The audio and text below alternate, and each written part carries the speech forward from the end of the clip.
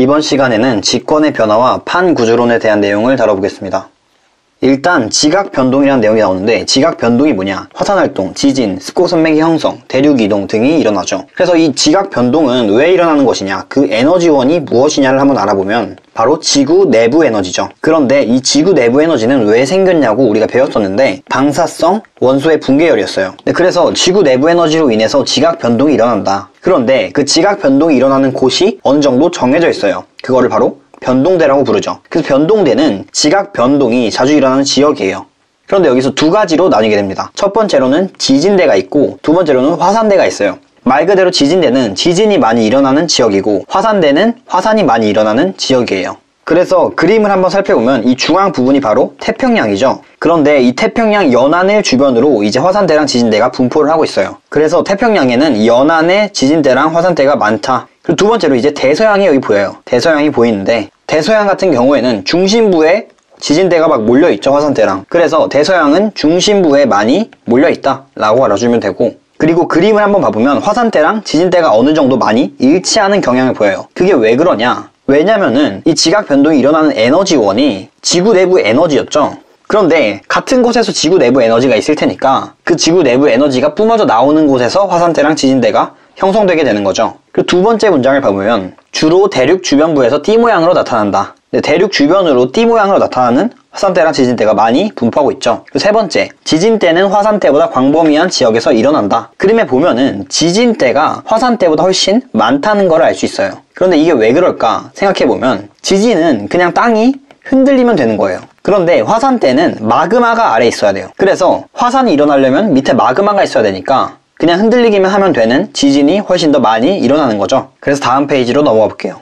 그리고 우리가 이제 알아둬야 할 이론이 있는데 그게 바로 판구조론이에요. 판구조론이 무엇이냐? 지구 표면은 여러 개의 판으로 이루어져 있다. 그리고 이 판의 상대적인 운동에 따라서 판 경계에서 지각 변동이 일어나는 거다 라는 거죠. 그래서 판의 상대적인 운동으로 얼마나 운동을 하냐면 1년에 한 1에서 10cm 정도 이동을 합니다. 그래서 상대적인 운동에 따라서 판 경계에서의 지각 변동이 일어난다. 이 판 경계도 여러 가지 종류의 판 경계가 있는데 우리가 보게 될 거는 이제 발산형 판 경계, 그리고 수렴형 판 경계, 그리고 보존형 판 경계가 있어요. 그래서 이런 것들을 이제 보게 될 것이고, 어쨌든 간에 이런 판 경계에서 지각 변동이 판의 움직임에 따라서 일어난다라는 게 판 구조론이죠. 그래서 오른쪽에 그림을 보면 여러 가지의 판이 있죠. 그래서 한 10여 개의 판들이 존재한다 라는 거고, 이제 판의 구조에 대해서 한번 볼게요. 우리가 봐야 될 권은 암석권이랑 연약권이 있어요. 이 암석권이 무엇이냐? 암석권은 그냥 지표부터 깊이 약 100km까지 단단한 부분을 말하는 말이고, 암석권이 어떻게 이루어져 있냐면 암석권은 지각하고 상부 멘트를 조금 포함하고 있어요. 여기서 조금 조심해야 될 거는 암석권이랑 지각은 같은 게 아니라는 거, 상부 멘틀도 존재하고 있다는 거를 잘 캐치해주면 좋을 것 같고, 그리고 이 암석권의 조각을 우리는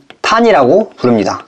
그래서 암석권의 조각이 판이다. 그리고 이 판은 뭐 10여 개 정도의 판이 존재한다라는 거죠. 그리고 두 번째로 연약권을 볼게요. 연약권 그 자체는 일단 고체예요. 고체인데 멘틀이 부분적으로 녹아있다. 그래서 유동성이 있다는 특징이 있어요. 유동성이 있다. 그런데 지구를 보면은 이 지구는 지구 내부로 가면 갈수록 온도가 높아져요. 연약권에서는 유동성이 있다 했죠. 그런데 지구 내부로 가면 온도가 높아진다. 그래서 따뜻한 물질이 아래로 가게 됩니다. 그런데 따뜻한 물질이 아래로 가면은 불안정한 상태가 된다고 했었죠. 그래서 이 연약권에서 대류가 일어난다라는 거예요. 이 대류의 원리에 대해서 제대로 모르시는 분은 위쪽에서 카드를 통해서 한번 원리를 이해하시고 오면 좋을 것 같아요. 그리고 마지막으로 이제 밀도에 대해서 나와 있어요. 밀도는 연약권이 암석권보다 크다라고 나와 있죠. 밀도는 그냥 간단하게 아래에 있으면은 더 밀도가 높은 거죠. 밀도가 높은 애들이 가라앉게 되니까. 그래서 연약권이 암석권보다 크다라는 거고, 그리고 그림을 살짝 한번 봐볼게요. 일단 우리 눈에 보이는 게 이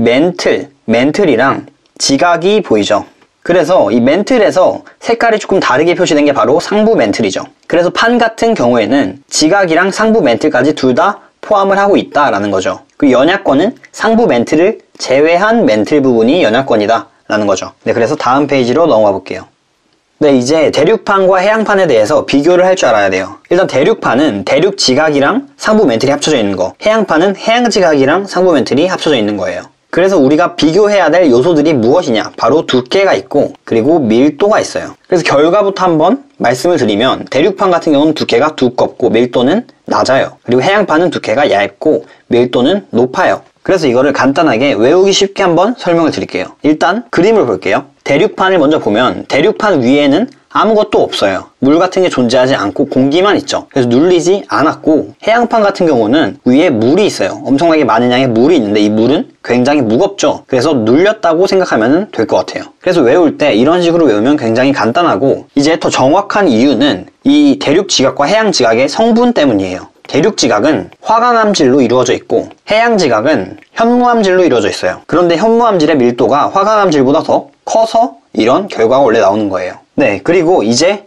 판 이동의 원동력, 판이 어떻게 움직이냐에 대해서 한번 배워볼 거예요. 그 이유는 바로 멘틀 대류죠. 연약권에서 대류가 일어난다. 연약권은 고체지만 어느 정도 유동성이 있다. 그래서 대류가 일어날 수 있다라고 설명을 드렸었죠. 그래서 한번 봐볼 건데, 멘틀은 아래쪽부터 가열이 된다라고 나와 있죠. 이게 이유가 뭐였냐면 아까도 말했지만 지구 내부 에너지였죠. 그래서 지구 중심으로 갈수록 온도가 높아진다라는 거죠. 그래서 멘틀 대류에 의해서 판이 어떻게 움직이냐, 제가 한번 판을 그려볼게요. 그리고 이 밑에 연약권이 있어요. 연약권에서 이제 멘틀 대류가 일어난다. 그래서 한번 봐보면 멘틀은 아래쪽부터 가열이 된다고 했죠. 그래서 아래쪽에 있는 물질들이 굉장히 뜨거워요. 뜨거우면 밀도가 낮아서 위로 올라온다 했고, 그리고 위로 올라온 애들은 옆으로 이동하게 됩니다. 그래서 이 멘틀이 옆으로 이동하게 되면서 판도 같이 옆으로 이동하게 되는 거예요. 그래서 이런 식으로 이동을 하게 되고, 이런 식으로 이동을 하게 되면 여기가 벌어지게 되겠죠. 그래서 이런 경우에 발산형 경계가 생기게 되는 것이죠. 그래서 멘틀 대류가 옆으로 이동하다가 식어서 내려오게 되죠. 그래서 다시 내려오게 되고 여기도 내려오고 다시 순환이 되는